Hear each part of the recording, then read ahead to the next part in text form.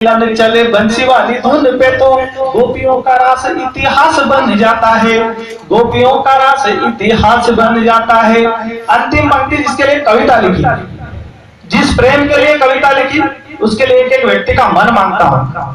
एक कविता आप लोगों तक जरूर सुनाऊंगा किसान के बारे में। मैं भी किसान का बेटा हूँ, आप धरती पर बैठे हैं किसान, उस कविता तक पहुंचो।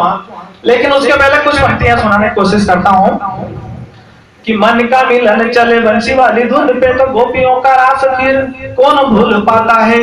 और प्रेम का नमिता जी बड़ी कवियत्री, मैं तो बहुत छोटा मंच का कलाकार हूँ। अगर नमिता जी कहीं पंक्ति ठीक लिखी हो तो आपका आशीष जरूर चाहता हूँ मैं, कि गोपियों के रास को कौन भूल पाता है। और प्रेम का रुधन जब चढ़ जाए आंखों पे तो, प्रेम का रुधन जब चढ़ जाए आंखों पे तो सुदामा भी त्रिभुवन का स्वामी बन जाता है। प्रेम का रुधन जब चढ़ जाए आंखों पे तो प्रेम सुदामा भी त्रिभुवन का स्वामी बन जाता है। मैं देश की करुणा को आप लोगों तक पहुंचाने की कोशिश करता हूं। मैं राजस्थान की उस वीरता की धरती से कोशिश करता हूं आप लोगों तक पहुंचने की। कवि सम्मेलन जिस ऊंचाई पर पहुंचना था उस ऊंचाई पर पहुंचा है। आप लोगों का बहुत सहयोग मिला। अब हजारों को हमें सुनना है। उसके पहले एक आपके गांव का कवि है, उसे भी हमें सुनना है। ढाई माँ इस देश की नौजवान पीढ़ी सुने कि इस देश की क्या परंपरा है, माँ की कौम कितने पवित्र है। महाराणा प्रताप के पिताजी कुंवर उदय सिंह, उनके पिता कुंवर उदय सिंह की सुरक्षा का मामला आता है तो कुंवर उदय सिंह को धाई माँ सुरक्षित रखने की कोशिश करती है। जब उन्हें पता चलता है कि धाई माँ बनवीर आज उन्हें कुंवर उदय सिंह की मौत कर देगा या उसे मार डालेगा, तब वो कैसी माँ होगी जो अपने बेटे को कुंवर उदय सिंह की सैया पर सुलाती है और कुंवर चंदन को सुलाती है और कुंवर उदय सिंह की सुरक्षा करती है। यहाँ परंपरा इतनी कुर्बानी देने की। तब कहना चाहता हूँ कि धाई माँ सुलाती है मौत की सैया पर। शेर सुनना अगर ठीक लिखा हो तो, कि धाई माँ सुलाती है मौत की सैया पर मगर बेटा चंदन रूठ जाता है। कैसे लिखे ऐसी शहादत को लिखने में कलमकार तक टूट जाता है।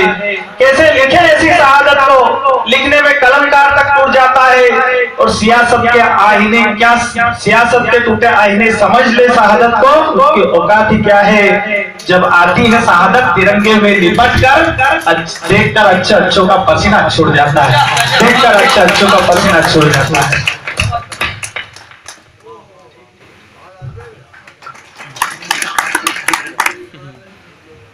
तब चार पंक्तियां आप लोगों तक पढ़ने की कोशिश करता हूं कि कवि क्यों बनना पड़ता है। सज गए साज सारे प्रेम का गुलाल लिए, सज गए साज सारे प्रेम का गुलाल लिए, फाग वाले गीतों पे ये मन झूमने चला। सज गए साज सारे प्रेम का गुलाल लिए, फाग वाले गीतों पे ये मन झूमने चला।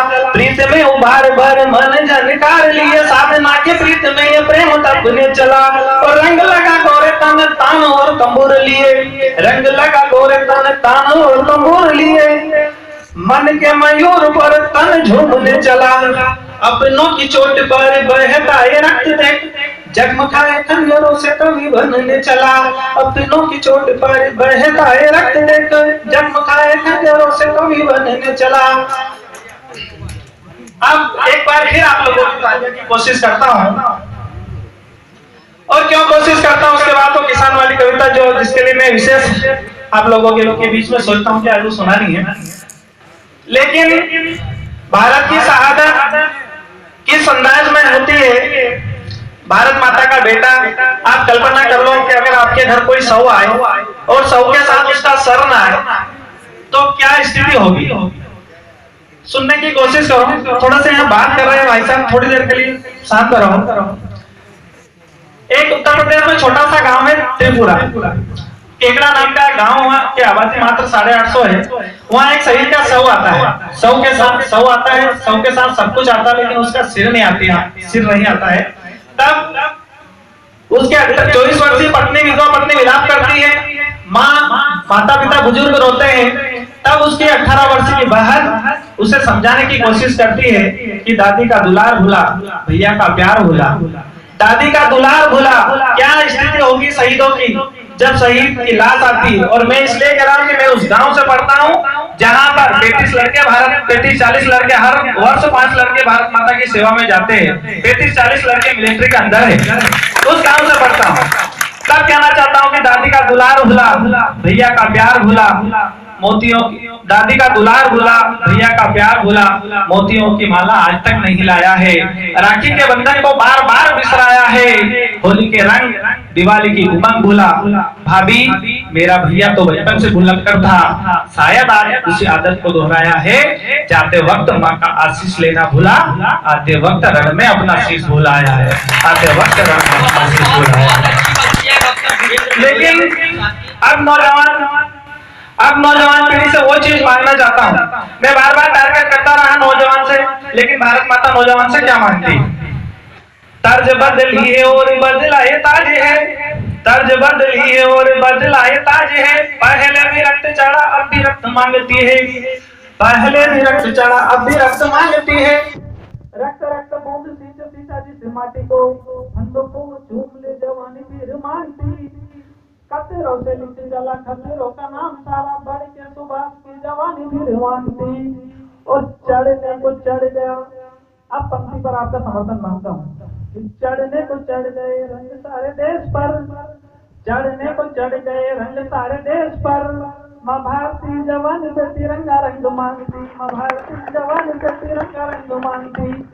अब वो कविता आप लोगों को अंतिम में सुना देता हूँ, और उसके बाद हमें हजारीदार को सुनना है, एक आपके गांव के कवि जितेंद्र को सुनना है। मैं 4 पंक्ति में किसान की कविता अभी नहीं लिखी, इसलिए मुंह नहीं चढ़ी। किसान, आपको जानकर शायद हैरानी होगी कि हर 3 मिनट में किसान आत्महत्या करता है, तब लिखने की कोशिश करी है। अब आप लोगों का समर्थन चाहता हूँ, जिस धरती पर आप बैठे उसी धरती की अगर आप मेरा आक्रोश आप लोगों के आक्रोश के स्वर में मिले, तो एक एक व्यक्ति का मन यहाँ पर बैठे एक एक नौजवान की ताली मांगता हूँ कि देखने को देख ली है सारे कारे सारी। अब भाई साहब 2 मिनट से एक किसान की कविता कि देखने को देख ली है सारे कारे सारी, अब इतिहास खुद को बदलना हमें पड़ेगा, देखने को देख ली है सारे कारे सारी, अब इतिहास खुद को बदलना हमें पड़ेगा, धरती को सजाने में जवानी सारी सींच दी, धरती को सजाने में जवानी सारी सींच दी, पसीने का स्वाद अब दिखाना हमें पड़ेगा, पसीने का स्वाद अब दिखाना हमें पड़ेगा। और देश की सीमाओं पे भी पहले कहते थे जय जवान जय किसान, लेकिन जानते हो जो जवान है वो कौन है? वो भी किसान का ही बेटा है। मैं पूरे विश्वास के साथ कहता हूँ, मिलिट्री में जितने भी लोग भर्ती, मेरे हमेशा उनसे 90% चर्चा होती रहती है।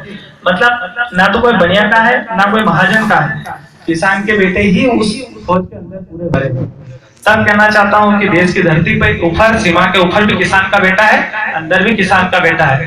तब पढ़ने की फिर कोशिश करता हूँ, आपसे जुड़ने की कोशिश करता हूँ कि देश की सीमाओं पे भी हमने बहाया, देश की सीमाओं पे भी हमने बहाया, सियासत के तारों को जगाना हमें पड़ेगा, और किसानी के कुर्बानी के रंग सारे भूल गए, किसानी की कुर्बानी के रंग सारे भूल गए, हत्यारों को फिर से बताना हमें पड़ेगा, हत्यारों को फिर से बताना हमें पड़ेगा। एक शेर के लिए पूरी रात में मेहनत करता रहा, उस शेर के लिए आपसे एक एक व्यक्ति से ताली मांगने की कोशिश करता हूँ। अगर आपके हित में लिखा हो, अगर आपके समर्थन में लिखा हो, तो उस शेर के बाद कितनी ताली मिलनी चाहिए कि आप वास्तव में लगे कि भारत माता के सानिध्य में बैठकर एक किसानों का दर्द सुन रहे हैं। एक एक व्यक्ति का मन मांगता हूँ, पूरे मन के साथ सुनना कि झूठ, फरेब और भ्रष्टाचार, सुनना झूठ, फरेब और भ्रष्टाचार, ए सियासत ये तो तेरे गर्दिश के सितारे हैं, झूठ, फरेब और भ्रष्टाचार, ए सियासत ये तो तेरे गर्दिश के सितारे हैं। क्यों बताता है बार बार मुझे लाचार और आरक्षण से चोटिल संविधान, भारत माता की सौगंध है मुझे, ये सौगंध मैं आप लोगों की तरफ से खा रहा हूँ कि भारत माता की सौगंध है मुझे, जिस दिन भी मिट गया धरा से किसान, सियासत सुन, उस दिन ना बचेगा देश, ना बचेगा तेरा संविधान, उस दिन ना बचेगा देश, ना बचेगा तेरा संविधान। अब ये मेरी जिम्मेदारी थी, मैंने आप लोगों तक पहुंचाने की पूरी कोशिश की। आज के कवि सम्मेलन में जो कुछ अच्छा था वो आप लोगों का था, जो कुछ कमी पेशी थी वो हम लोगों की जिम्मेदारी है, अगली बार इसे सुधारने की कोशिश करेंगे। लेकिन आज रात भर मंच की धरोहर के रूप में हमारे बीच में दादा हजारे हवलदार बैठे रहे। यकीन मानना उनका मंच में होना ही बहुत बड़ी बात है, शिष्ट और विशिष्ट कवि है। लेकिन उसके बीच में मैं थोड़ा सा 2 मिनट के लिए एक आपके गांव का कवि है, एक 2 मिनट है उसकी है जितना इच्छा कवि सम्मेलन जिस ऊंचाई पे है। चलो ठीक, तो मैं हजारीदा को, क्योंकि मैं यहाँ सबको पहचानता हूँ और मैं ऐसी कोई बरामदी लेना नहीं चाहता हूँ कि किसी को निमंत्रण नहीं दिया, कोई जरूरत नहीं है। लेकिन उनकी जो विशिष्टता थी, उनकी विशिष्ट भाषा, हम अपनी क्षेत्रीय भाषा से आज हिंदी दिवस को एक कवि सम्मेलन, सारा कवि सम्मेलन समर्पित है। आप जानते हो कि जिस हिंदी भाषा को हम पढ़ते हैं, जिस हिंदी भाषा को सुनते हैं, आज हम हिंदी भाषा से नफरत करते हैं कि हम अंग्रेजी सीखना चाहते हैं। अंग्रेजी सीखना कोई बुरी बात नहीं है, लेकिन अंग्रेजियत को अपनाना बुरी बात है। आपको जानकर हैरानी होगी कि हमारे भारत देश के अलावा 95 विश्वविद्यालय विदेशों में हिंदी में चलते हैं, और ये जानकर हैरानी होगी कि हर दुनिया का 6ठा आदमी हिंदी भाषा बोलता है। और एक और हिंदी दिवस को सम्मिलित, हिंदी दिवस के आयोजन में कवि सम्मेलन आयोजित हो, हिंदी दिवस जो हिंदी के कवि मंच पर बैठे, तो एक हिंदी के अंग्रेजी और हिंदी की शब्दावली में से, जो अंग्रेजी के जितने भी मीनिंग है, जितने शब्द है, उनमें से 40% हिंदी के शब्दावली में से लिए गए। ये पूरे प्रारूप और पूरे प्रारूप के साथ मैं कहता हूँ कि 40% शब्द जो है हिंदी भाषा से लिए गए। हमारी हिंदी भाषा इतनी शिष्ट और विशिष्ट है। जब हम हिंदी से इतना प्रेम कर सकते हैं तो हमारी क्षेत्रीय भाषा के कवि से हम कितना प्रेम करेंगे, ये तो आप लोगों की तालियां बजाएगी। आज की रात किस अंदाज में संभलेगी, ये कवि सम्मेलन किस ऐतिहासिक मोड़ पर जाएगा। आप दूसरे दौर में, एक दौर दादा के बाद समाप्त होगा, अगर आपकी उपस्थिति रही, आपकी मंशा रही, तो दूसरे दौर को भी आपको भरोसा जाएगा। लेकिन पहले वो तालियां दादा को समर्पित करें। मैं आप उस कवि को आपके हाथों में सौंपना चाहता हूं जो आपको आनंद देगा। जोरदार ताली से स्वागत करें, दादा हजारी हवलदार आए और अब काव्य पाठ करें।